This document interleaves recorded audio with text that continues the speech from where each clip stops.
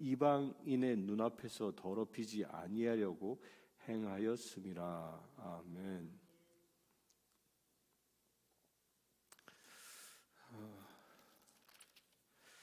에스겔서 20장부터 24장까지는 이스라엘의 죄가 무엇이었는지, 죄에 대해서, 왜 하나님은 이스라엘을 바벨론을 통하여 심판하셨는지, 그 죄의 이유, 그 심판의 이유에 대하여 설명하고 있는 장입니다.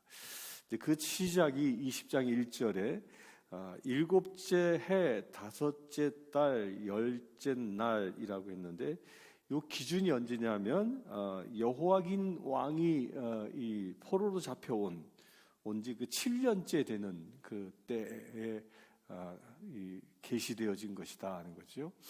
그러니까 7년 동안 이스라엘 백성들이 바벨론에서 포로 생활을 하고 있던 그때입니다. 그러니까 이때는 언제예요? 이스라엘이 완전히 아직 멸망하지 않은 때였거든요. 2차 포로가 잡혀와서 아직 3차 포로가 오기 직전, 완전히 멸망하기 약 2년여 정도 남은 그 시점입니다. 그런데 이스라엘 백성들은 바벨론에 붙잡혀 와서도 그들이 어떤 생각을 하고 있는지에 대하여 오늘 20장의 5절까지 기록하고 있는 겁니다. 20장 1절에 보면 장로 여러 사람이 여호와께 물으려고 와서 내 앞에 앉으니라고 얘기합니다. 장로들이 에스겔을 찾아왔습니다. 그런데 에스겔을 찾아온 이유는 하나님께 그 신탁을 하기 위하여 에스겔에게 찾아왔다라는 겁니다. 에스겔에게 하나님의 생각을, 의중을 알기 위하여 에스겔을 찾아온 것, 이것이 가장 큰 문제, 그들이 왜 심판받았는지에 대한 가장 중요한 핵심이 이 행동에서 나타납니다. 그들은 이 하나님의 심판에 의하여 바벨론의 노예로 잡혀와 심판받고 있음에도 불구하고 그들 스스로 하나님을 찾지 않습니다. 그들 스스로 하나님 앞에 나아가지 않습니다. 그러니까 에스겔과 이 장로의 차이가 여기에 있는 겁니다. 에스겔은 그발 강가에서 눈을 들어 하늘을 바라봅니다. 그리고 하나님을 찾습니다. 그러나 이 장로들은 사실 에스겔보다 세상적인 이스라엘에서의 직위는 훨씬 높은 사람이에요. 장로라고 얘기하면, 지금으로 얘기하면 장관급들의 사람들을 보고 장로라고 얘기했거든요. 훨씬 직위가 높은 사람들이었음에도 불구하고, 이스라엘의 지도자급이었음에도 불구하고 그들은 하나님 앞에 직접 서지 않는다는 거예요. 에스겔을 하나님이 눈여겨보시는 이유는 그가 눈을 들어 주님을 바라보았지만, 하나님께서 이 장로들을 가증히 여기시는 이유는 그들이 심판받고 있음에도 불구하고 하나님 앞에 엎드리지 않는다는 거예요. 누군가 대신 예언해 줄 사람, 그 사람을 통하여 누군가의 뒤에 숨으려고 하는 거죠.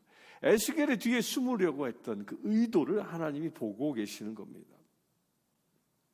그러니까 하나님께 묻지 않고 사람에게 하나님의 뜻을 우회적으로 물으려고 하는 것이 하나님 보시기에는 얼마나 가증스러운 일인가를 우리에게 보여주는 겁니다.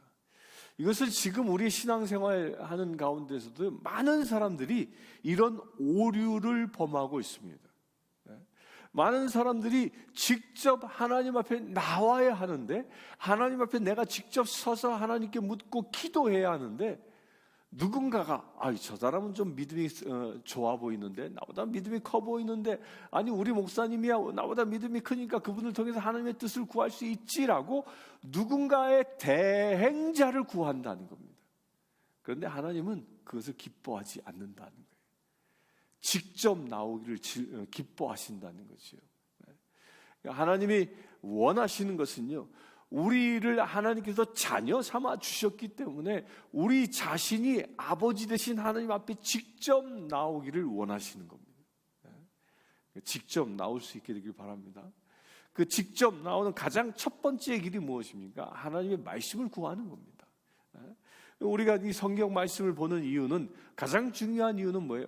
이 말씀을 통하여 하나님이 나에게 직접 말씀하시는 것을 얻고자 하는 것이죠. 요즘은 이 인터넷이 하도 발달해서 성경 말씀들, 이 설교, 좋은 설교 말씀들을 찾으면요, 막 수도 없이 나와요. 그런데 이게 문제는 뭐냐면, 수도 없이 설교 말씀들이 나오는데 많은 사람들이 그 수도 없이 쏟아져 나오는 설교 말씀을 통하여 하나님이 나에게 주시는 메시지로, 나에게 주는 영의 양식으로 그 말씀을 통해서 얼마나 취하고 있는가, 이건 상당히 의문이 됩니다. 왜 의문이 되냐면요, 지금 좋은 설교 말씀들이 인터넷에 가득 차 있음에도 불구하고 시대는 점점 악해져 간다는 겁니다. 말씀이 인터넷에 가득 차면 그 말씀이 정말 살아있는 역동적인 말씀으로 듣는 사람들의 마음을 움직이고 그들로 하여금 그 말씀이 영의 양식이 된다면 세상이 바뀌어야죠. 그렇지 않습니까? 유명 목사님들의 설교는 보면 막 몇만 조회가 나오는데 그럼 몇만 명이 바뀌어야 되지 않겠습니까? 그 말씀을 들은 사람들이 한 사람이 몇만 명의 조회를 이루는데 얼마나 많습니까? 세상에 유명한 설교자들의 이 말씀들이 인터넷 조회 보면 다 나오잖아요. 그냥 조회를 몇 번 했다. 그럼 그 수많은 사람들이 변화되어졌다면, 그 말씀을 통해서 영의 양식을 얻었다면 세상이 변하는 역사가 일어나야 하는 겁니다. 그런데도 안타깝게도 지금 세상은 점점 악해져 간다라는 겁니다. 이게 무엇을 얘기하는 것입니까? 누군가의 대행자를 통하여 말씀을 얻고자 하는 사람들은 나에게 주시는 하나님의 말씀을 받지 않는다는 거예요. 여기에서 장로들이 그런 겁니다. 이 장로들이 에스겔을 찾아온 그 이유에 대하여 4절에 이렇게 얘기합니다. 인자야, 그러니까 하나님께서 에스겔을 부르는 거죠. 내가 그들을 심판하려느냐? 그러니까 에스겔의 눈에 보인 거예요. 장로들의 그 의중이. 이 장로들의 의중이 뭐였습니까? 우리가 잡혀온 지 7년이나 됐는데 이제 하나님의 심판이 끝날 때쯤 되지 않았습니까? 이런 의중이 있는 것이죠. 또 다른 의중은 또 이런 것일 수도 있어요. 우리의 원수 이 바벨론을 물리치기 위해서 지금 유다 왕이 애굽과 결탁해서 그 연합군을 일으켜서 바벨론을 쳐들어야 되지 않을 겁니까? 이런 정치적인 판단도 있을 수 있을 겁니다. 그것에 대한 의중을 물을 수도 있었을 것입니다. 그런데 그런 의중들을 누가 간파하고 있는 거예요? 하나님도 간파했지만 에스겔의 눈에도 보이는 겁니다. 에스겔의 눈에도. 너희가 아직 회개하지 않았는데 심판이 끝나는 것을 원하느냐? 회개하지 않았는데. 이 장로들은 7년 동안 노예 생활을 했음에도 불구하고 하나님 앞에 진정 회개하는 모습을 보이지 않는 거지요. 에스겔은 그발 감각에서 하나님 앞에 엎드리고 주를 바라보았지만 장로들은 그러지 않았다는 겁니다. 그런데 문제는 뭐예요? 이게 저도 말씀을 읽으면서 이런 생각이 듭니다. 말씀을 먼저 받은 사람들이 빠지기 쉬운 함정이 있습니다. 그 함정이 뭐냐면 내가 받은 말씀으로 다른 사람을 정죄할 때, 정죄하고자 하는 그 함정이 있습니다. 넌 왜 그거밖에 못해? 라고 하면서 정죄하는. 그러니까 지금 에스겔이 그 유혹에 빠져 있는 거예요. 그 유혹에. 장로들이 앞에 서 있으니까 화가 나는 거예요. 회개하지 않는 그런 모습을 보면 화가 나는 거예요. 그 화가 나서 막 심판하고자 하는 마음이 막 불처럼 솟아오르는 거죠. 그 불처럼 솟아오르는 그 에스겔을 향하여 내가 그를 심판하겠느냐 무려 2번이나 얘기합니다. 하나님께서. 내가 나를 만났다고 그들을 심판하려 하느냐? 무려 2번이나 얘기하는 거예요. 2번이나. 이게 먼저 말씀을 받은 자가 받은 자에게 주는 경각심입니다. 일깨워주는 경각심. 우리는요, 죄인을 만나면 그를 위하여 중보하는 자이지 그들을 심판하는 자는 아니라는 겁니다. 심판하는 자가 아니에요. 그런데 우리는 쉽게 뭐예요? 그 죄 지은 자를 위하여 엎드려 기도하기도 얼마나 어려운지 몰라요. 그러나 죄 지은 자를 놓고 정죄하는 것은요, 얼마나 즐거운 일인지 모릅니다. 그런 일들을 서슴없이 하지 않습니까? 서슴없이. 그래서 소문에 소문을 만들고 그런 모습을 보고 주님은 경고하고 있는 겁니다. 내가 심판하려 하느냐? 이게 누구에게 주는 말씀? 에스겔에 주시는 말씀이고, 누구에게 주시는 말씀? 먼저 말씀을 받은 사람, 저와 여러분들에게 주시는 말씀인 것입니다. 우리는 세상을 심판하는 자가 아니라 세상의 죄를 짊어지고 중보하는 자입니다. 중보하는 자. 사람들의 허물과 죄와 악함이 보입니까? 그러면 그것이 나에게 주신 하나님의 십자가라고 여기고 주님 앞에 엎드려야 하는 것이죠. 이것이 하나님이 택한 사람이 행해야 할 일인 것입니다.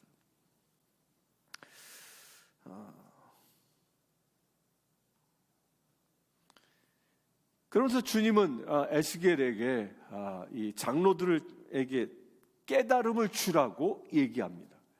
너희가 심판받은 이유가 무엇이냐? 그 이유에 대하여 20장에는요, 이 애굽에서 일어난 일과 애굽에서의 이스라엘 사람들의 상황과 또한 10절부터는 광야에서 또 가나안에서 하나님 앞에 어떻게 죄를 지었는지에 대하여 그들의 죄상에 대하여 깨닫게 하고 있는 말씀이 이 20장 전체의 말씀입니다. 그렇게 죄 가운데 있었으나 33절 이후에는 그럼에도 불구하고 하나님은 그들을 어떻게 구원하실지 그 구원의 계획에 관하여 이야기하고자 하시는 것이죠. 오늘은 애굽 땅에서의 지은 죄가 무엇이었는지를 가지고 함께 은혜를 나누려고 합니다. 오늘 말씀에 보면 이렇게 얘기합니다. 5절에 보면 내가 이스라엘을 택하고 야곱 집의 후예를 향하여 내 손을 들어 맹세하고 애굽 땅에서 그들에게 나타나 맹세하여 이르기를 나는 여호와 너희의 하나님이라 하노라. 이 얘기의 출발이 뭐예요? 내가 이스라엘을 택했다라는 겁니다. 이 말의 배경은 이런 배경이 있어요. 지금 장로들이 그 에스겔 앞에 나온 이유 중에 중요한 이유 중에 하나는 뭐냐면 우리는 하나님의 백성이야. 하나님의 선민이야. 하나님이 택하여 세우신 선민이야. 그런데 우리가 어떻게 이 우상숭배자들, 이 바벨론의 노예가 될 수 있어? 이거는 불가능한 일이야. 이건 참을 수 없는 일이야. 이런 마음이 그들 안에 있었던 겁니다. 그런데 그들을 향하여 하나님은 뭐라고 얘기하냐면 야, 너희들이 위대해서 내가 택한 게 아니고 내가 너를 택한 것이다. 이 말이 무엇이에요? 신명기서 7장 7절엔 하나님이 이스라엘을 택하신 이유에 대해 얘기합니다. 무엇이라고 얘기합니까? 그들이 민족 중에 가장 크고 위대하고 능력이 있어 택한 게 아니라 세상의 민족 중에 가장 적은 자이기 때문에 택하였다고 얘기하죠. 이 얘기 무엇이에요? 그들이 세상에서 의롭고 뛰어난 민족이어서 택한 게 아니라 가장 연약하기 때문에 내가 택했다는 거예요. 다시 얘기하면 이런 겁니다. 너희가 의인이냐? 아니다. 너희 죄인 중에 죄인이다. 연약한 그 자체이다. 너희 스스로는 하나님 앞에 나올 수 없는 그런 존재였지만 나의 자비와 나의 은혜로 내가 너희를 택한 것이라는 거예요. 이게 우리에게 주시는 중요한 메시지입니다. 이거 똑같은 메시지예요. 사람들은요, 많이 갖고 많이 배우고 지위가 높아질수록 어떻게 돼요? 교만해집니다. 그러면서 뭐가 세지? 자존심이 세집니다. 자존심이 세져서 스스로 교만해집니다. 그러면서 무슨 생각이 들어요? 다 내가 잘나서 이런 모든 일을 이루었다라고 생각합니다. 자기를 높이려고 합니다. 누군가가 그런 나를 비방하거나 나를 지적하면 그 자존심 때문에 못 견뎌합니다. 근데 하나님은요, 나의 잘난 점을 보시고 택한 게 아니라 나의 죄인된 모습을 택하셨다는 거예요. 내가 하나님의 백성된 중요한 이유는 내가 가진 귀한 잘난 점 때문에 내가 많이 배워서, 내가 가진 것이 많아서 하나님이 날 택한 것이 아니라는 겁니다. 내가 세상에서 가장 적은 자이기 때문에 하나님이 나를 택하셨다라는 겁니다. 그러니까 이스라엘 백성들이 이걸 잊어버리고 있는 거예요. 어느 순간 무슨 생각만 하고 있는 겁니까? 우리는 하나님의 백성으로 솔로몬의 그 영광, 다윗 시대의 그 영광만 생각하는 거죠. 그러나 죄 가운데 있었던 그들의 모습은 보지 않는 겁니다. 그러면서 얘기하십니다. 6절에 보면 그날에 내가 내 손을 들어 그들에게 맹세하기를 애굽 땅에서 인도하여 내어 그들을 위하여 찾아 두었던 땅, 젖과 꿀이 흐르는 땅이요 모든 땅 중에 아름다운 곳에 이르게 하리라. 그러니까 하나님께서 애굽 땅에 이스라엘 백성들을 보냈죠. 야곱의 자손들 70여 명을 보냈습니다. 그곳에서 이 430년을 생활하게 하셨습니다. 그런데 그 애굽에서의 노예 생활로 끝나는 것이 아니라 하나님은 무엇을 예비하셨다는 거예요? 그들을 구원하여 하나님의 백성, 하나님의 나라를 이룰 새하늘과 새 땅과 같은 가나안 땅을 예비하셨다는 거죠. 그 예비하신 땅을 뭐라고 표현하냐면 젖과 꿀이 흐르는 땅이다. 모든 땅 중에 아름다운 곳이다 라고 얘기합니다. 근데 이스라엘에 가보면요, 지금 요즘 하마스 전쟁 때문에 잘 보이잖아요. 그 지역이 어떤 곳인지. 거기는 이 관계 수로로 물을 대지 아니하면 풀 한 폭이 자라지 않는 땅입니다. 예루살렘에 이렇게 서 있는데 대낮에요, 제가 건기 때 갔는데 서 있을 수가 없어요. 얼마나 뜨거운지. 또 이 건조해서요, 건조해서 막 입술이 그냥 바짝바짝 말라버립니다. 그냥 바짝바짝 말라. 물을 달고 살지 않으면 견딜 수 없는 그런 땅이에요. 또 그곳은 이 성경에 보면 이른 비와 늦은 비를 주신다라는 표현을 하잖아요. 이게 뭐예요? 이 건기가 끝날 때쯤 파종을 했을 때 그때 이른 비를 주지 아니하면 싹이 날 수 없는 겁니다. 미리. 그리고 늦은 비는 뭐예요? 이것이 다 자라 이제 알곡이 맺어질 때 그때 비가 내리지 아니하면 이 알곡이 다 쭉정이가 되고 마는 그런 곳입니다. 곧 그것은 무엇이에요? 하나님이 비를 때에 따라 주지 아니하면 농사 지을 수 없는 곳이에요. 거기에 물을 끌어올 수 있는 것도 아니고요. 예루살렘은 해발 약 700m 이상의 고원지대예요. 고원지대. 그 땅들이 그런 곳이에요. 그리고 그것은 뭐예요? 어떤 곳이에요? 그것은 또한 양쪽에 메소포타미아 지역, 이집트 지역 양쪽이 두 문명의 발상지잖아요. 그 양쪽은 늘 강대국이 있는 나라입니다. 그 가운데 사이에 끼어가지고 늘 전쟁의 위험 속에 있는 그런 땅이에요. 그러니까 전쟁의 위험이 가장 많은 땅. 지금도 전쟁하잖아요. 지금도. 항상 시끄러운 땅이에요. 항상 시끄러운 땅. 수많은 사람들이 피 흘려 죽는 그런 땅이에요. 또 자연 조건은 농사도 제대로 지을 수 없는 땅이에요. 이스라엘은요, 거기 베두인 지파, 베두인 사람들이 지금도 그 양을 치며 살지요. 그 베두인 마을에 가면요, 양들이 언제 움직이냐면 새벽에 움직입니다. 새벽에. 왜 새벽에 움직이냐면요, 새벽에 새벽 이슬을 먹기 위해서 양들이 새벽에 움직여요. 해가 떠버리면 그 이슬이 다 말라버리니까 물 한 모금을 찾기 어려운 땅 위에 새벽 이슬로 하루에 필요한 물을 섭취하기 위해서 새벽녘에 양들이 그냥 움직입니다. 그런 척박한 땅이에요. 새벽 이슬이 아니하면 물 한 모금 구할 수 없는 그런 땅. 따라서 사람의 눈으로 보면 그건 젖과 꿀이 흐르는 땅이 아니라 저주받은 땅입니다. 특히 한국 사람들이 가서 보면요, 뭐 이런 땅이 왜 젖과 꿀이 흐른다고 그래? 그렇게 얘기할 정도의 땅이에요. 박정희 대통령 시절에 이 새마을 운동을 하기 위해서 박정희 대통령이 이 모델로 삼은 것이 이스라엘의 관계수로 농업이라고 그랬잖아요. 그 이스라엘 그 소식을 듣고 그러면 이스라엘의 그 관계수로의 그 대가를 초청해 와라. 그 이스라엘에서 이 관계 수로를 만들어서 농지를 만든 그 학자가 비행기를 타고 오는데 한국 땅에 쭉 오면서 그때 당시 김포공항인가 이렇게 랜딩하는데 랜딩하자마자 나 가겠어 그러고 비행기 타고 갔대요. 그러니까 국가 공무원이 깜짝 놀래가지고 아니 왜 가십니까? 여기는 하늘에서 보니까 전부 다 푸르른 땅이다.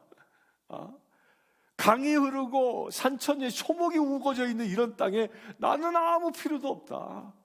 이곳이야말로 젖과 꿀이 흐르는 땅인데 왜 내가 필요하냐? 그냥 가버렸다는 거예요. 이 대한민국과 같은 땅은요 정말 젖과 꿀이 흐르는 땅이 사람 눈으로 볼 때는. 그런데 하나님의 눈으로는요 왜 가나안 땅을 젖과 꿀이 흐르는 땅이라고 얘기하냐면 그 척박한 땅을요 왜 그러냐면요 두 가지 이유가 있습니다.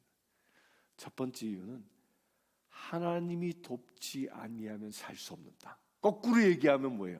하나님이 임재하시는 땅이라는 거예요. 이스라엘 너희들이 거기에 가냐? 내가 너희와 함께 함으로 그 땅이 젖과 꿀이 흐르도록 하겠다는 겁니다.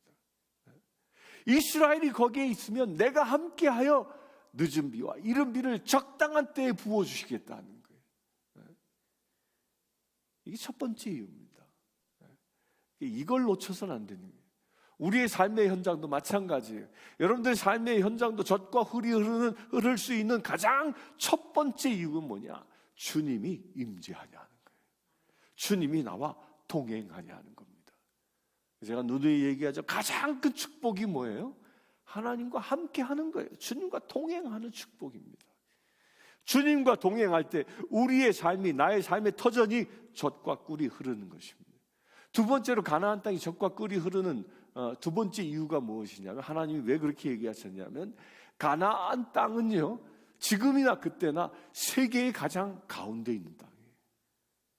가나안 이 지금 팔레스타인 그 땅은 유럽과 아시아와 아프리카를 잇는 중심의 땅입니다.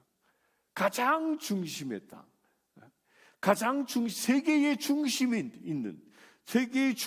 있는 그곳이 바로 젖과 꿀이 흐르는 곳이라는 겁니다.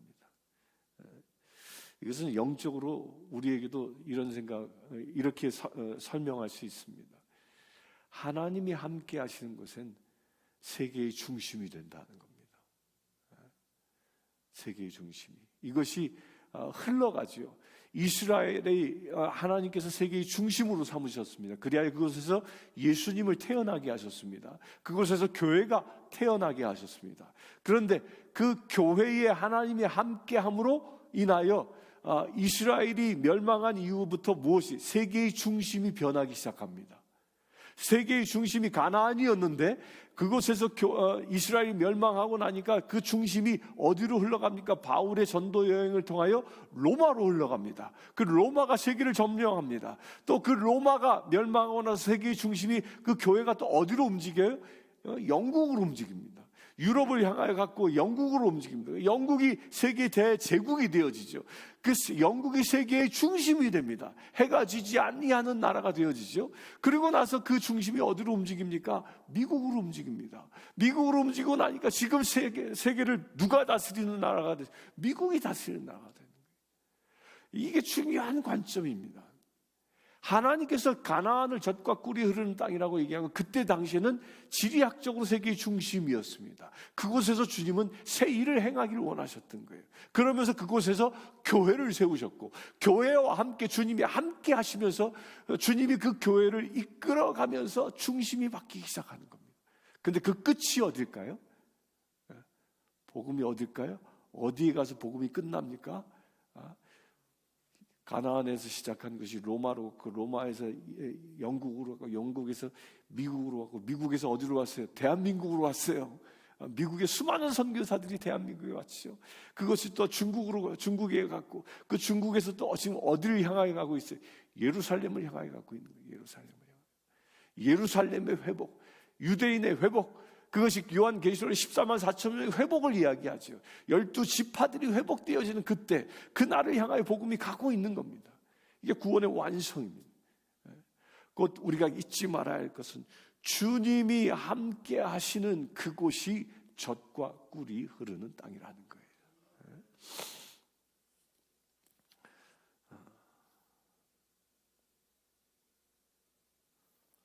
그런데 이스라엘 사람들이 애굽에서 어떤 일을 했습니까? 애굽에서 7절에 보면 너희는 눈을 끄는 바 가증한 것을 각기 버리고 애굽의 우상들로 말미암아 스스로 더럽히지 말라. 애굽에 살면서 그들이 뭐예요? 어느 순간부터 우상을 숭배하기 시작했다는 거예요.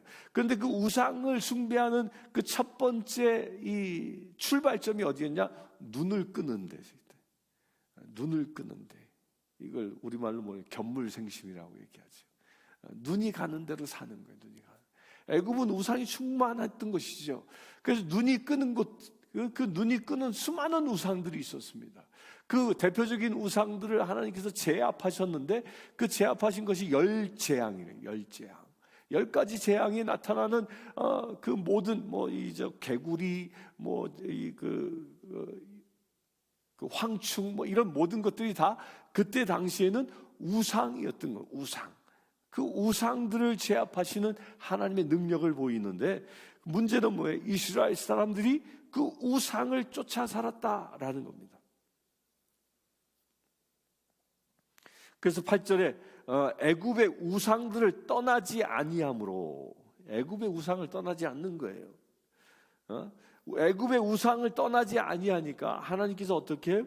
내가 애굽 땅에서 그들에게 나의 분노를 쏟으며 그에게 진노를 이루리라 하였노라.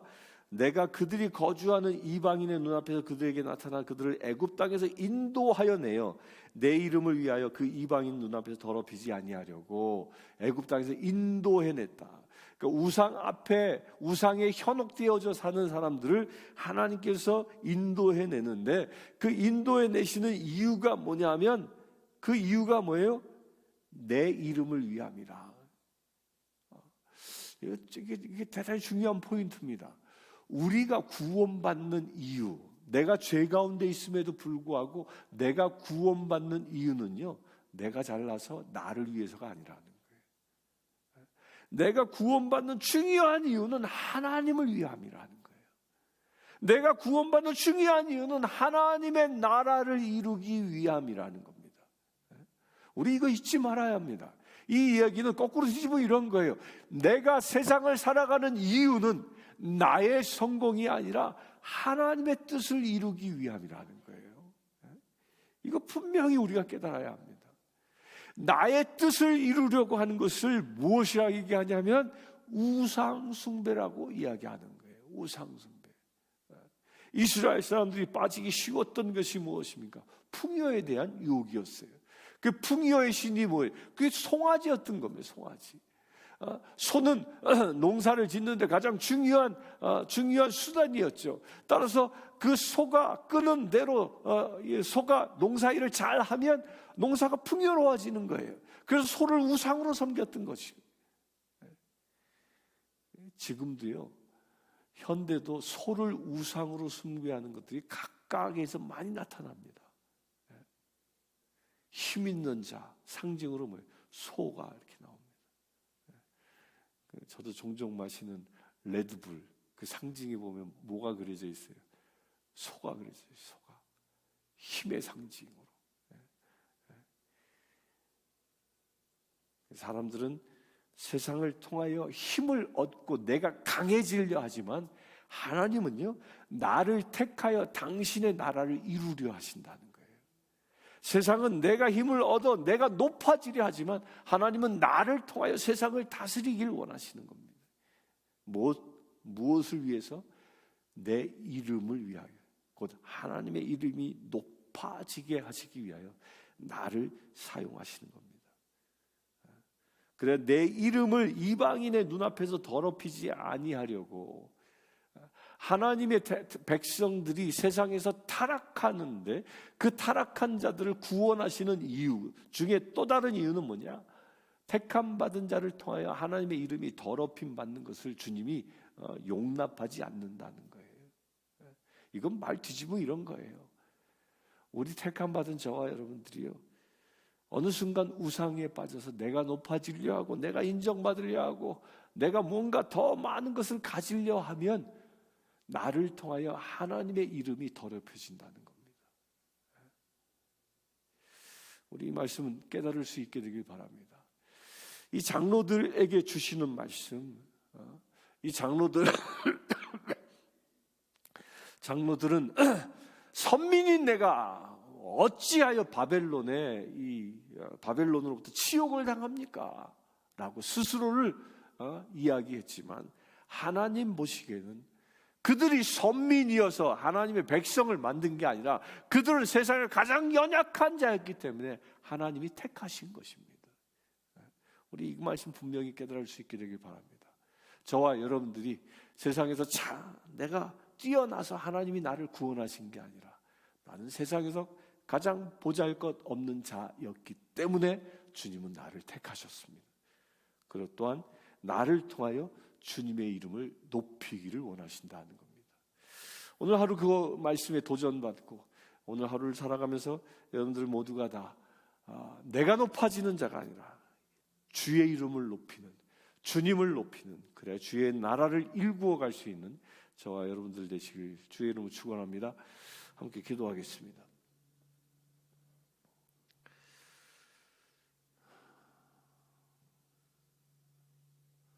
이 시간 우리 안에 나의 눈에 안목의 정욕에 이끌려 살아온 나의 모습이 혹여 있었는지, 하나님의 마음보다 나의 마음이 끄는 대로 살아왔던 나의 모습이 있었는지, 하나님의 크신 사랑의 눈으로 세상을 보는 것이 아니라 나의 이기적인 마음으로 세상을 보며 살아온 적이 있었는지 한번 살펴볼 수 있게 되길 바랍니다. 혹여 그런 것들이 내 안에 있었다면 예수님의 보혈의 은혜로 우리 모두 씻기움 받는 역사가 일어날 수 있도록 이 시간 기도하길 바랍니다. 그래야 우리가 온전히 내가 죽고 그리스도가 내 안에 사는, 내가 높아지는 것이 아니라 오직 주님만 높이는 거룩한 삶이 오늘 이루어질 수 있도록 우리 합심하여 기도하기를 원합니다. 주님,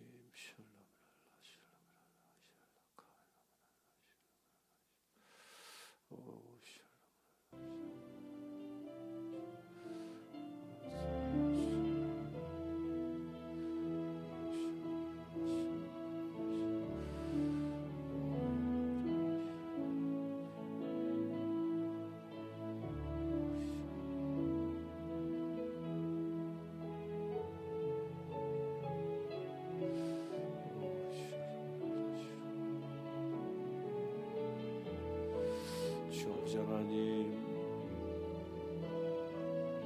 우리가 눈을 들어 주를 바라본 것이 아니라 우리가 눈을 들어 세상을 보았음을 회개합니다. 안목의 정욕에 이끌려 살았음을 회개합니다. 주님의 뜻을 바라보며 주님의 주시는 말씀에 순종하며 살기보다는 나의 안목의 정욕에 이끌려 살아왔음을 회개합니다. 주님, 예수 그리스도의 보혈로 우리의 눈을 씻어 주시옵소서. 세상 것에 붙잡혀 살아가는 나의 눈이 씻어 주시고 온전히 주님의 나라를 바라볼 수 있도록 우리의 눈이 열리게 하여 주시옵소서.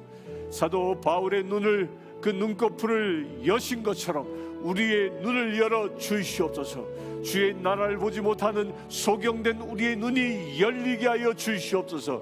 말씀의 뜻을 깨닫지 못하는 우리의 소경된 눈이 열리게 하여 주시옵소서. 주님, 에스겔의 눈처럼 우리가 주님을 바라볼 수 있는 거룩한 눈이 되게 하여 주시옵소서. 주의 형상을 보는 거룩한 눈이 되게 하여 주시옵소서. 하나님의 말씀을 볼 수 있는 거룩한 눈이 되게 하여 주시옵소서. 주님, 그래 우리의 눈이 열려 주의 나라를 보게 하시고 우리의 눈이 열려 주님이 주신 말씀을 보게 하여 주시옵소서. 주님, 그리하여 내가 사는 삶의 이유가 주님이, 하나님의 말씀이 내 삶의 이유가 되어지는 놀라운 주의 자녀 되게 하여 주시옵소서. 주님, 주께서는 이스라엘 백성들의 그 죄악을 우리로 하여금 깨닫게 하셨습니다. 애굽에서의 그 죄악을 깨닫게 하셨습니다. 주님, 우리 또한 그 애굽에서 일어나기를 원합니다.